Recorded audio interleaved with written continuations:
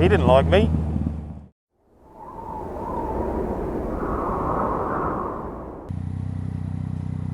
Just trying to think what's been happening. I went over to the MCN XL bike show. It was alright. I went over on the Saturday. There was a few bikes there, but it was very, very busy inside. It was kind of uncomfortable to walk around, in all honesty. There's a few bikes I wanted to see though. The only thing I really went for, and paid 20 quid to get in to do so, was to have a sit on the MT-09 street rally. The street rally's got a much better seat than the standard MT-09. It looks a lot more comfortable, so I went and had a go on it, and it is more comfortable. It's also, it doesn't have the slope at the front, so your nuts don't get squashed into the tank. Although I'm not suffering so much from that these days, I'm much more comfortable on it. I wonder if the seat's moulded a bit to my arse.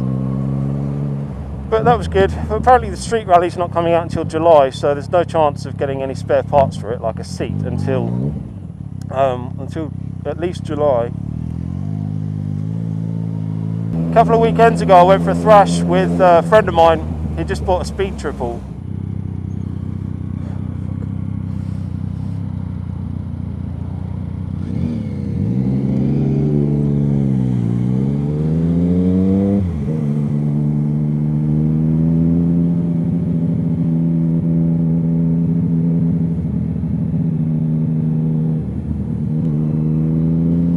Fuck, you one guy.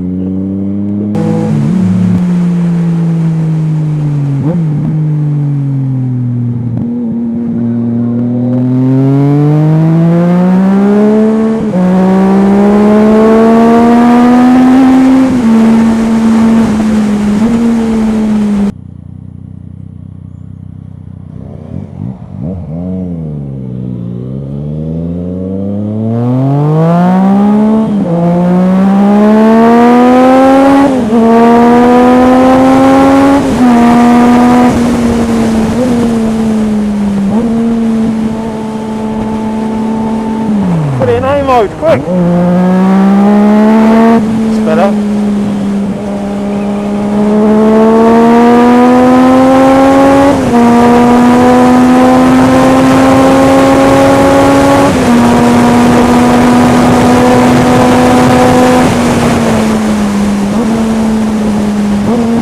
But anyway, I had a go on the speed triple, and it's basically like getting on your dad's bike. It's boring as hell. The power delivery is boring.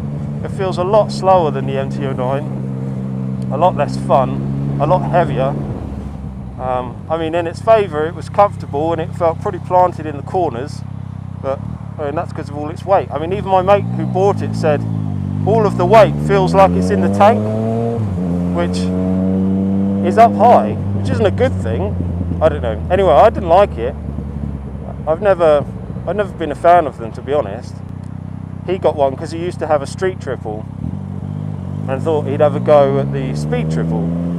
He's got an 1198 Ducati as a fun bike, so this one was supposed to be kind of sensible. So it works, you know, you can pop to the shops on it, and it still does open up a bit, but it just seems to run out of revs before it really gets going.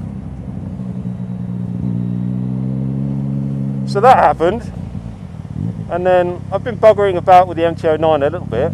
Not a lot, mind.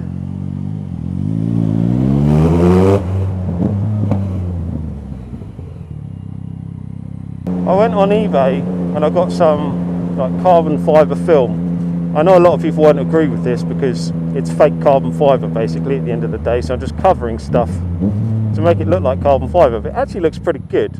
So I started off with the front windscreen. Then I did the little G-string seat cowl on the back.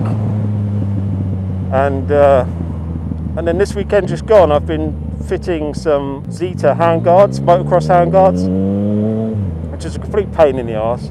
I didn't actually realise SW Motec have released a set of handguards specifically for this bike, so there's no buggering about, because what I actually ended up having to do was to drill a hole in the existing or standard bar end weights, because you need to retain those. And I then bought a tap and die set and tapped a 6mm thread into the end of it. So so I could bolt this on. And then thankfully the kit I got off eBay had both handlebar sizes. What is it, 22.2 and 28.6, or is it, or 9, something like that. So it had both sizes of clamp in it, thankfully, because it's got tapered bars on it. But actually it ended up that where it landed, where the clamp landed, it was neither. It was a real pain in the arse. So anyway, I managed to use both of the clamps to get one solution working. So the handguards are on now, which is cool. I think they look pretty sweet. I'm just waiting for a bar end mirror down here. I also covered the plastic bit of the handguard in this carbon fibre film as well, so it matched the windscreen a little bit. I think the front end looks cool now. Oh, I finally got an airbag vest. I was talking about it, and then there was a company doing them a pretty good deal at the show for 250 quid, and they're about 390 outside of the show. So I bought that. So I'm wearing an airbag vest as we speak. I've had a few issues, not issues with it, but comfort issues with it, where it's quite up high around your neck for obvious reasons. It protects your neck when it goes off. But when I was out for a ride with my mate in his speed triple, it was becoming increasingly uncomfortable, and I just couldn't get away from the feeling that I couldn't move my neck enough. I was a little bit trapped and dickhead. I've got to interrupt myself there to say that I cannot get to my fucking horn. Every time I try and get to my horn in a situation like that, it's just too far away. I've had to put the buttons for my Clicktronic gear shift between the normal switches and the handlebar grip. And the horn in the standard position is really far away anyway. Already it's in a bad position, and I've just moved it another, I don't know, 15 millimeters away, and I just can't stretch to that point. So I need to find another solution for a horn button elsewhere. Anyway, so I've got this airbag vest, but I'm getting along a lot better with it now, and it's fine. The only big change was that it meant that I shouldn't really be wearing a rucksack, so I've changed to a tank bag. There are a few options of tank bag. Well, actually, it came down to two options of tank bag that I could see for this bike. Both tank bags made by SW Motec, and they're the only ones I could really find that followed the shape of the tank. It's got a really steep drop to it as it gets towards the seat.